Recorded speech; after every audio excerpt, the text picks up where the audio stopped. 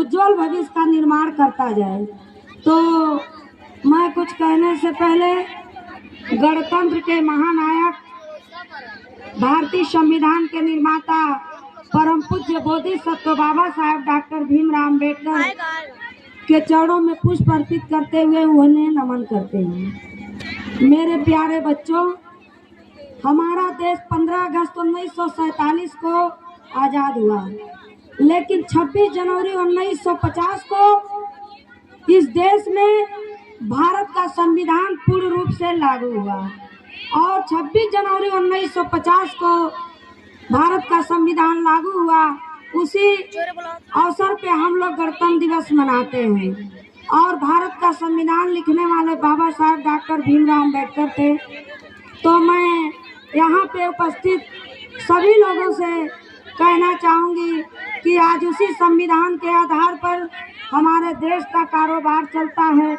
आज उसी संविधान के आधार पर हमारे हर स्टेटों की चुनाव प्रणाली कराई जाती है। आज उसी संविधान के आधार पर हम खुली हवा में सांस ले रहे हैं। आज उसी संविधान के आधार पर हमारे बच्चे बच्चियां यहाँ पढ़ रहे हैं। आज उसी संविधान के आधार पर हमारे यहाँ तमाम शिक्षक शिक्षिका जो है कि यहाँ पढ़ा रहे हैं। तो ऐसे अवसर पे हम परम पूज्य बाबा साहेब डॉक्टर भीमराव अम्बेडकर को स्मरण करते हैं, उन्हें याद करते हैं, उन्हें आभार करते हैं, धन्यवाद देते हैं कि धन्य हो बाबा साहब, अगर आप नहीं आए होते और भारत का संविधान नहीं लिखे होते और 26 जनवरी 1950 को भारत का संविधान देश में लागू नहीं होता तो हमारी स्थिति वैसे ही रहती जैसे कुत्ते, सुअर, बिल्ली, गधे नदी, तालाब, पोखरे के पानी पी सकते थे।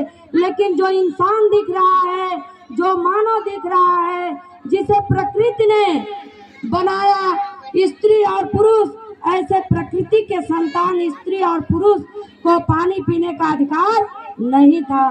तो बाबा साहब ने भारत का संविधान लिखा। 26 जनवरी 1950 को भारत का संविधान लागू हुआ।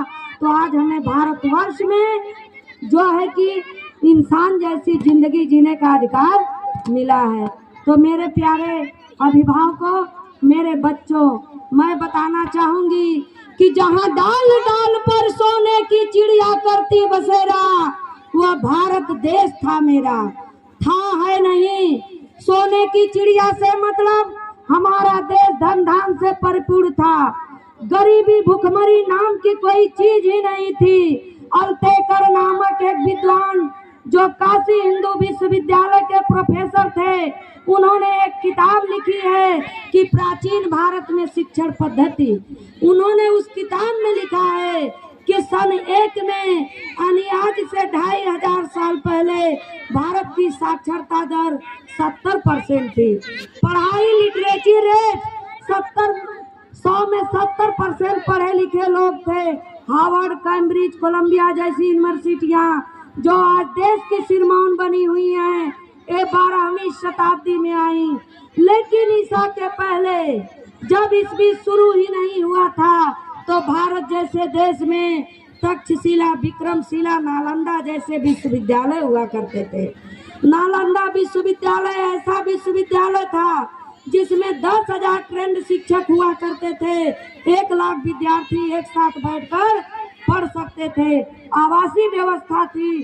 फायान, भेनसांग, इत्सिंग जैसे विदेशी यात्री नालंदा विश्वविद्यालय में पढ़े। तो भारत उसी समय विश्व गुरु कहलाया।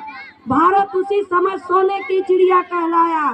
तो हम फिर बाद में चलकर जो है कुछ अराजक तत्वों ने हमारे देश को गुलाम बना दिया।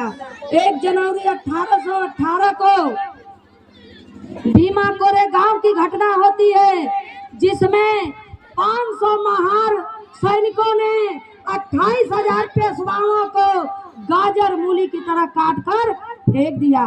बता न कितने अनगिनत लोग इस देश के लिए कुर्बानियां दिए। बाबा साहेब डॉक्टर भीमराव अम्बेडकर अपने 4 बच्चों की कुर्बानियां दी।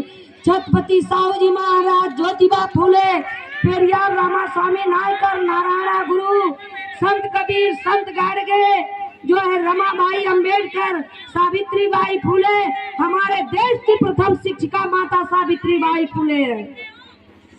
अगर किसी महिलाओं को पढ़ने लिखने का अधिकार दिया, पढ़ने लिखने के लिए अगर किसी ने प्रेरित किया तो माता सावित्री बाई फुले ने प्रेरित किया।